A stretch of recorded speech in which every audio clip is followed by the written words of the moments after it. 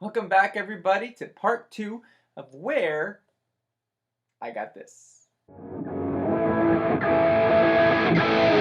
think I'd rather let my passion save me, but change of mind, a change of matter lately. I had to pick up the pace, knowing to slow down. Find my place anywhere but this ghost town.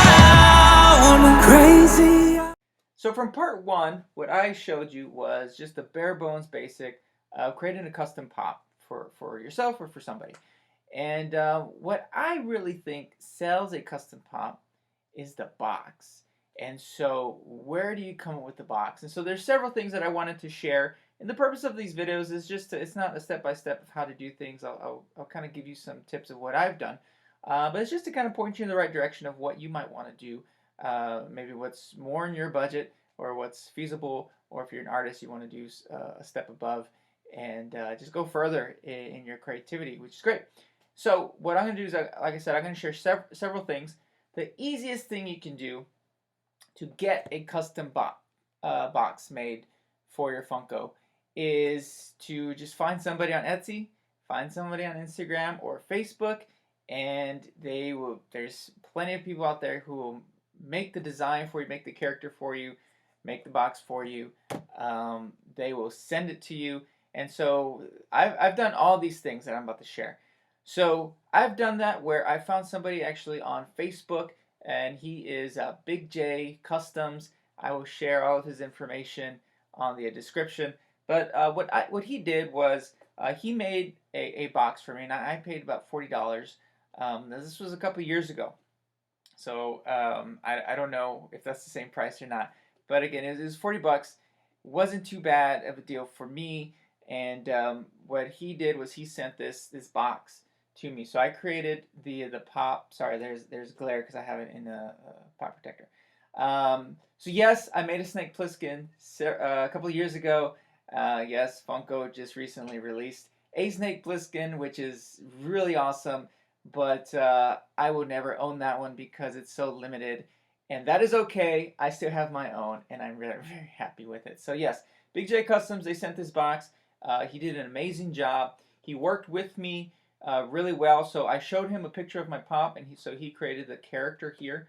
And then as far as the number goes, the color, the top, the picture on the back, the picture on the side, I gave him all that information. So I sent him the pictures, and he put it on the box for me. And he communicated with me every step of the way. He said, hey, how does the character look? He looks great. How does the box look? It looks great. Or actually, maybe if you can change this for me real quick. Maybe I don't want it like that. And he was very easy to communicate with. Great guy. I actually used him for several of my projects. So yes, he did this. This box was all in one piece, and that's going to come up later. And it's very sturdy even without the pop protector. It's a very solid box. So he did an amazing job. So again, that is one thing if you want to just pay someone to make the box for you. If you don't want to make any mistakes, let somebody else worry about that kind of pressure. Just do that and you'll be fine. Now the next thing is, let's say, because maybe you're on a budget like I am usually, so what you can do is you can pay someone to, like Big J or anyone else, and they will actually create the document, the box for you, and they will send it to you. For example, like this, right? So I actually made this one, but for someone who you might want to pay, it's not $40. It's like you might find someone who for $20 they will create the whole design of the box for you. You tell them what you want, just like I did with this one. But instead of them sending a box to you, they will send you the JPEG of the file. And all you would have to do is just go to your local printing copy store and print it out. And then it's up to you to assemble everything together, and you're done. So it can be as simple as that. But what I'm going to share with you is kind of the hurdles that you have to be aware of, which I learned the hard way. Hopefully you'll learn from my mistakes. So what they will do is they'll actually offer, do you want your design in one piece, like this one, or do you want it in 3 pieces? So, like, if, as you can see here, I did this one in 3 pieces. This is just the front and the top and the side. So what's missing is the other side and the bottom and the back. So I actually did this one in 3 pieces. But if you do one piece, you think, well, one piece, you don't have to assemble so many parts. It's easier. That is true. However, it's going to be a really long, big print. And so if you take it to your local print store, you're looking at a poster size, and at least my local store, you're already looking at 20 bucks just for that printout. Now, the second hurdle that I found in printing out one of those things is that the poster size, it's not very thick. It's pretty thin. It's very flimsy. So let's say you did pay the 20 bucks to get that printout. You cut it all up and you assemble it. It's going to be really loose. The box is not going to be solid like this. And so now I don't know where he got his printed. So there is a place. He actually told me. I asked him, like, how do I do this? Because that's what he gave it to me. And he gave me all the sizes that he does and what kind of paper they need to have. My local printing place did not have that. So I actually had to go back to him to do. Actually, no. So yes, I did have to go back to him because of that. In addition to the fact that this is from a movie, you're going to have to be careful because of licensing. So they actually would not print it even if I wanted them to. And so some places are fickle like that. So you have to be mindful of that as well. Now let's say you do the 3 pieces. The good thing about the 3 pieces is, you know, this is just a regular paper, copy paper. And so you can print it at home if you really like your printer, or you can, you know, obviously go to your local store. And if you go to a local store, it costs about $6 for me. And just, I guess, depending on how many you want or whatever. It's not a whole lot of money. And so, and you can also get it really thick cardstock when it's this small.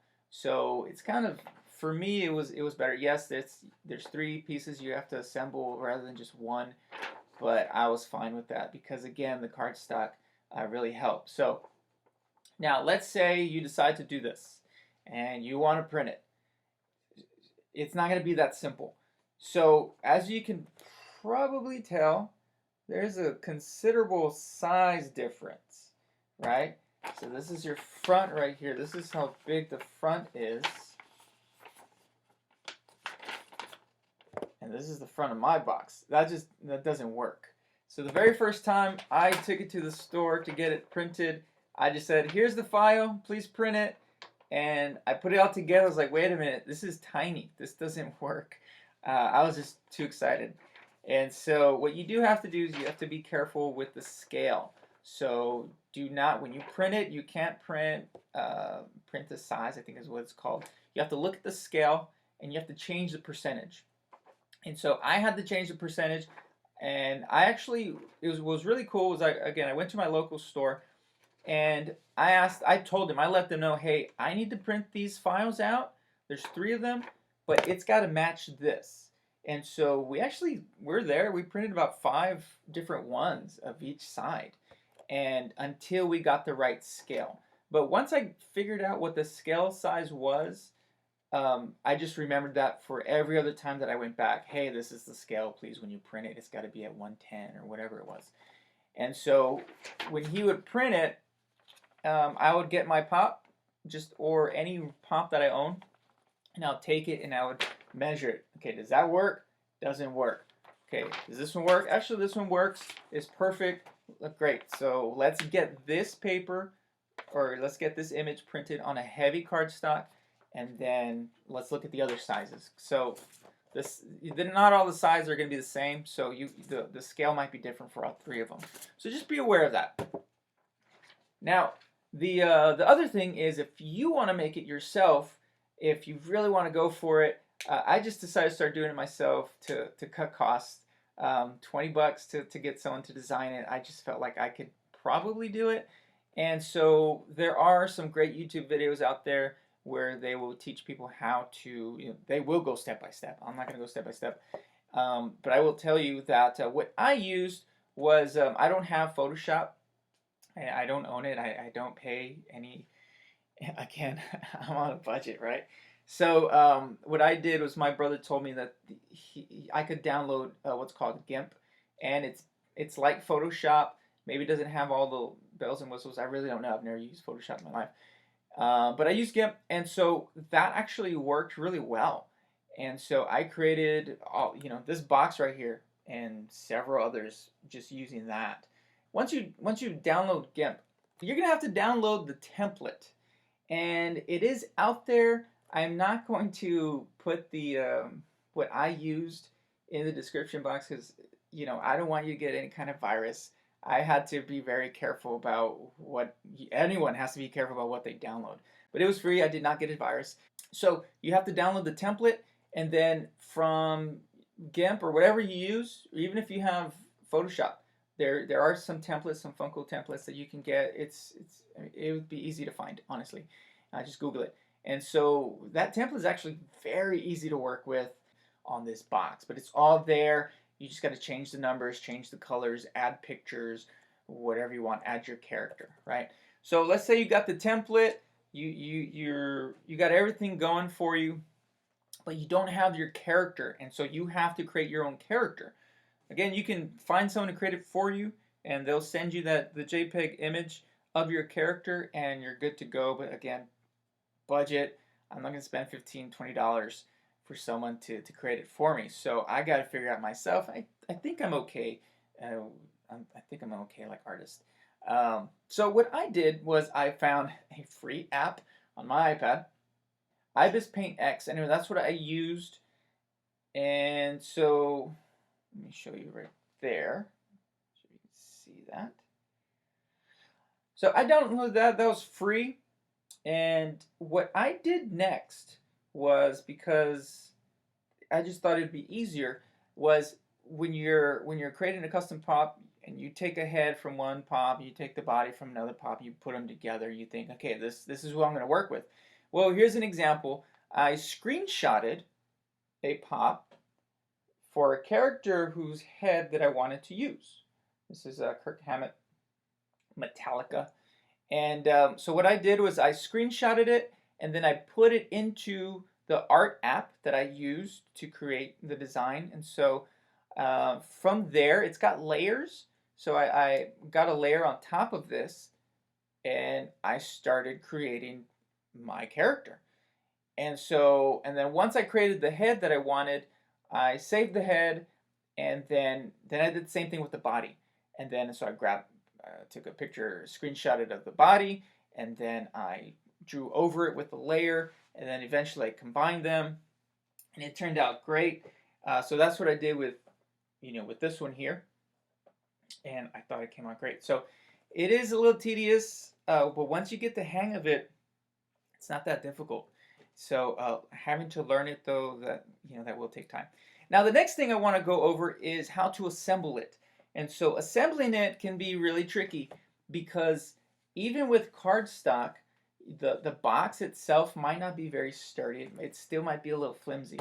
So let's say you get a heavy cardstock and you like it, you put it together, it's a little flimsy. As long as you put a pop protector on it, you're gold. It's not gonna, it'll feel sturdy, especially if you get one of the solid plastic pop protectors. Then it's gonna, it's a gift. People aren't gonna open it and play with it. Maybe they want to look at the pop, get a closer look, inspect it.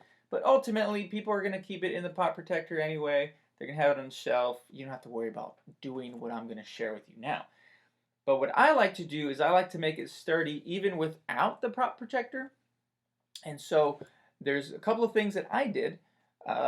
One is after I cut everything out, and what I did was I used some tack glue here on an old box, or on one of the boxes that you borrowed the head from or the body from. And so then I just tacked this all on here. So that's actually what I did with this one. And you can't even tell. You can't tell that there's another pop underneath here, another character. I didn't do anything to that other than I may have needed to, get an X-Acto knife or something and just kind of trim the box underneath it. Sometimes the head here, you're going to have to remove it completely from the existing pop because they might be bigger. Sometimes they're just different sizes. And yeah, it looks great to me. Everyone that I've shown this to has ever asked like, "Hey, is there another box?" It looks good. So the other thing that I did was, it's not too bad. It's pretty simple process. So the other thing I did that I had an idea for was I used these shipping labels. It's a whole sheet where it's a whole sheet from the sticking paper. So I printed this myself at home. So I scaled it and then I put this in the printer and I printed it. And what's cool is this one is matted. It looks like it's matted, but there are some that are glossy. And then I cut everything out. So I actually cut. So for example, here I cut this out, the rectangle piece from the shipping label, and then put it on, and it looked fine. Same thing on the top. Did that little rectangle, paste it on, looks good. Same thing with the side. So I did everything by the sides when it came to using this paper. When it came to the tacky glue, I didn't do that. I kept, because right here it needs to run together. And so, I kept all the pieces together. I didn't cut them out in the sides. And so, anyway, for what that's worth. So I thought this was actually really helpful. There were a couple of times where I had to maybe, I had a little crease. I had to remove it. It went back on fine. Didn't have any issues. And the same thing, looking at the other one, it looks very natural. Now, if you really closely inspect it, and if I tell you, hey, this is how I did it, then, oh, okay, yeah, I see it. So that's pretty much it. And if you have any questions, or if you know of anyone who, or if maybe you create custom pops and you want to just go ahead and drop your information on the comments, or if you want to recommend somebody, this is just to help kind of get you started or get somebody else started that you might know. So I hope this is helpful. Thank you so much. My name is Cody. Thanks for hanging out.